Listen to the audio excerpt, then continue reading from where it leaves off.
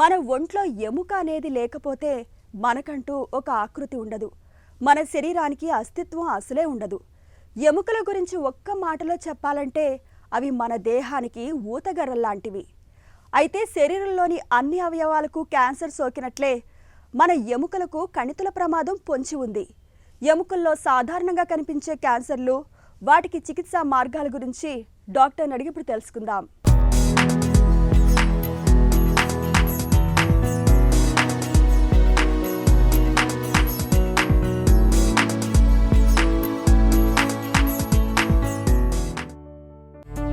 ఎముకలో cancer ఎలా వస్తుంది?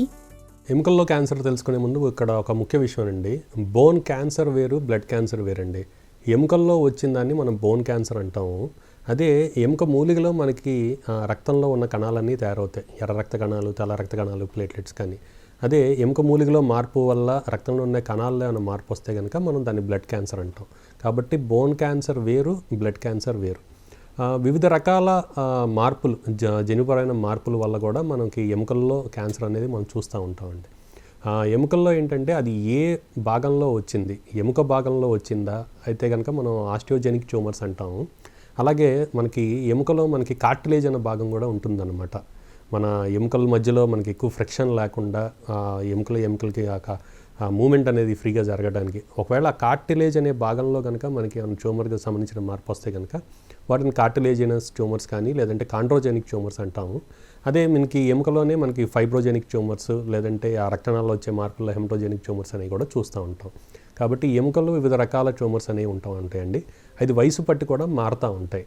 అయితే మనకి ఎముకల్లోని క్యాన్సర్లు మనం అతి ముఖ్యంగా ఏంటంటే కనుక ఆ చిన్న వయసు వాళ్ళలో, అంటే దాదాపు 10 నుండి 15 సంవత్సరాల నుంచి మనకి ఒక 25-30 సంవత్సరాల లోపు ఎక్కువగా చూస్తూ ఉంటాం. ఎవరిలో అయితే కనుక గ్రోత్ స్పర్ట్ అంటామండి, ఎదుగుదల వయసులో ఉన్నవాళ్ళు మనకి ఆ ఎదుగుదల ఉండే దాంట్లో ఆ బోన్ కూడా పెరిగే క్రమంలో ఆ భాగంలో కానీ మనం ఈ బోన్ క్యాన్సర్ అనేది ఎక్కువగా చూస్తూ ఉంటాం.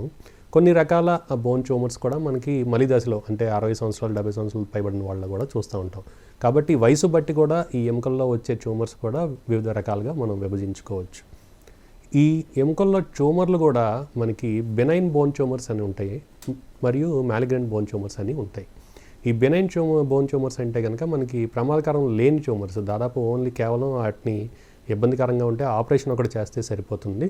ఈ మ్యాలిగ్నెంట్ బోన్ ట్యూమర్స్ ఏంటంటే కనుక కొద్దిగా ప్రమాదకరం ఉన్న ట్యూమర్స్, అది ఆపరేషన్తో పాటు మిగతా వైద్యం కూడా కావాల్సిన అవసరం ఉంటుంది. బోన్ క్యాన్సర్ లక్షణాలు ఎలా ఉంటాయి? అది ఏ ఎముకలో వచ్చింది, అంటే మనకి కాళ్ళలోని ఎముకల్లో వచ్చిందా, లేదంటే చేతిలోని ఎముకల్లో వచ్చిందా, లేదంటే మనకి పక్కట ఎముకలు కానీ ఛాతీలోని ఎముకల్లో వచ్చిందా, ఏ ఎముకలో వచ్చిందో దానికి సంబంధించిన లక్షణాలు ఉంటాయి. అతి ముఖ్యంగా ఏంటంటే ఆ ఎముక యొక్క వాపు అనేది మనం చూస్తూ ఉంటాము కొద్దిగా పెరిగిన తర్వాత. దాంతోపాటు ఆ భాగంలో నొప్పి అనేది కూడా మనం చూస్తూ ఉంటాం. చాలాసార్లు మనకేంటంటే చిన్నపిల్లల్లో కూడా ఏంటంటే ఏదైనా ఒక ఆటలో కానీ లేదంటే ఏమైనా తగిలినప్పుడు దాని తర్వాత ఆ తల్లిదండ్రులు కానీ ఏదో గుర్తిస్తూ ఉంటారు, అక్కడ వాపు ఎక్కువ ఉంది, అక్కడ ఆడుకుంటుంటే తగిలినప్పుడు తర్వాత వాపు ఉంది, ఒక 2 వారాల పాటు కూడా గడిచిన తర్వాత కూడా మనకి ఆ వాపు అనేది తగ్గట్లేదు. ఇలాగ మనం అనేది ఇన్సిడెంటల్గా అనేది మనం చూసుకుంటాం జరుగుతూ ఉంటుంది. కేవలం వాపు నొప్పి వల్లే దీన్ని గుర్తించడం అనేది జరుగుతూ ఉంటుంది. ఎముకలో క్యాన్సర్ ప్రాణాంతకమా? తప్పకుండా. ఏంటంటే ఈ బోన్ క్యాన్సర్ని మనం బయట ఉంటే కనుక మనం గుర్తిస్తాం, కాబట్టి ముందుగా గుర్తించినట్లయితే కనుక దీన్ని వైద్యం చేసుకుని తగ్గించుకోవచ్చండి. కాబట్టి బోన్ క్యాన్సర్లు అనేది మామూలుగా ముందుగా గుర్తిస్తే కొన్ని రకాల బోన్ క్యాన్సర్ల వరకు ప్రాణాంతకం ఏమీ కాదు. కొన్నిసార్లు ఏంటంటే మెటాస్టాటిక్ బోన్ ట్యూమర్స్ అంటాం. అది మిగతా అవయవాలు, అంతే మనకి బ్రెస్ట్లో కానీ ఊపిరితిత్తుల్లో కానీ లివర్లో కానీ వచ్చినప్పుడు అది బోన్కి పాకటం అనేది జరుగుతుంది. దాన్ని మనం మెటాస్టాటిక్ బోన్ ట్యూమర్స్ అంటాం. అలాంటివి అయితే కొద్దిగా ప్రమాదకరంగా ఉంటాయి, కానీ అవి కూడా మనం ముందుగా ప్లాన్ చేసుకుని జాగ్రత్తగా వైద్యం చేసినట్లయితే కనుక వాటిని కూడా మనం అదుపులో పెట్టుకోవచ్చు. బోన్ క్యాన్సర్కు చికిత్స ఎలా ఉంటుంది?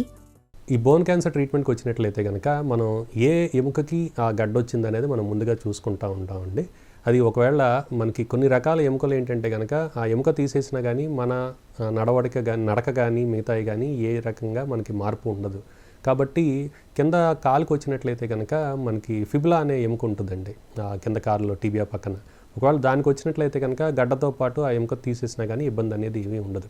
అదే కొన్ని రకాల గడ్డలు మనం ఎముక తీసేస్తే తర్వాత మనం నడవటం కానీ కష్టం అవుతుంది, లేదంటే చేతితో చేసుకునే పని కూడా కష్టం అవుతుంది.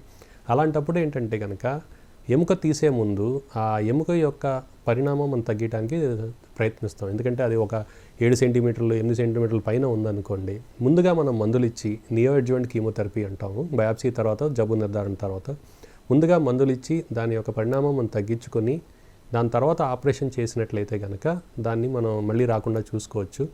ఆపరేషన్ పద్ధతిలో కూడా ఈ రోజుల్లో ఏంటంటే లింబ్ సాల్వేజ్ సర్జరీ అంటాం. ఎందుకంటే ఆ ఎముక తీసేయటమే కాదు, దాని తర్వాత మనం నడవటానికైనా కానీ చేతితో పనిచేయడానికైనా కానీ ఆర్టిఫిషియల్ ప్రాసెసెస్లు అనేవి ఈ రోజుల్లో మనకు అందుబాటులో ఉన్నాయి.